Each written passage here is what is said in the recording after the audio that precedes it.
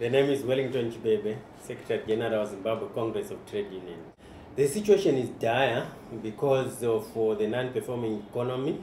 We had hoped that by introduction of the new currency or the multi-currency, things would improve, and also with coming in of the new government, which is the inclusive government, things would improve. But the unions are hardest hit because union dues are quite meager, simply because employers are refusing to engage in wage negotiations. Where they would have engaged in wage negotiations, they are refusing to honor the agreement.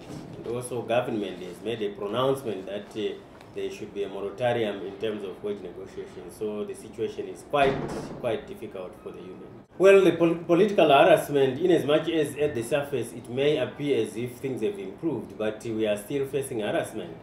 You may recall that in the past 1.5 years, we've had activists arrested and ZCTU activities denied by the police to the extent that we had to approach high courts to have activities like commemoration of the Health and Safety Day in Kwekwe, for example, and the arrest of Lamo Matombo in November, and also the shooting of activists or workers who were protesting for non-payment of salaries in Zimbabwe. Things have partially improved, but it's on the surface, and you wouldn't call that improvement, because the problem is that whereas the political leadership are making statements to the effect that things are improving, but the structures or the infrastructure in terms of the security class or the armed forces, the security sector, the situation remains. Because they are the same people who used to harass people, and they are the same people who occupy the same positions. Others have actually been promoted for having tortured human rights activists. The Commission of Inquiry established the facts, and they verified the facts and concluded that whatever ZCTU was saying was actually true. And we are also happy to some extent that the government has accepted the outcome and promised to implement the recommendations of the Commission of Inquiry. Whether they will do that in total, that's something else, knowing the way our government operates.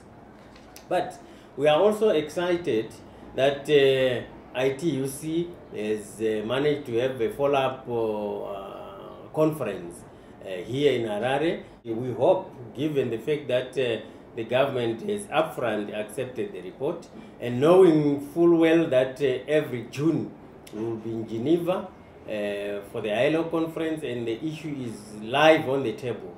We believe that the government, for once, they will be able to carry through the recommendation. We believe that the elections will be bloody, and we are extremely worried that we may actually degenerate into some kind of a chaotic situation. But unfortunately, we may not avoid elections simply because there has been violence, because elections must be held when due. Otherwise, if we remain scared of violence, it means those perpetrators of violence will continue using violence, knowing full well that people are scared of violence, and therefore they will always use violence as a tool. So we are prepared to face or bite the bullet, as it were, and have elections. But well, we have scanned the ground and realized that if we don't target women as a priority, and if we don't target young workers as a priority, it will be very difficult in future to have unions, because that's where the majority of our people are, particularly the young workers, both male and female. That's the future of the unions, because as we speak, the generational gap between older people and young people is actually getting wider and wider, meaning that very few young people are interested in trade unionism because they feel they are better qualified to represent themselves, and that has to be addressed.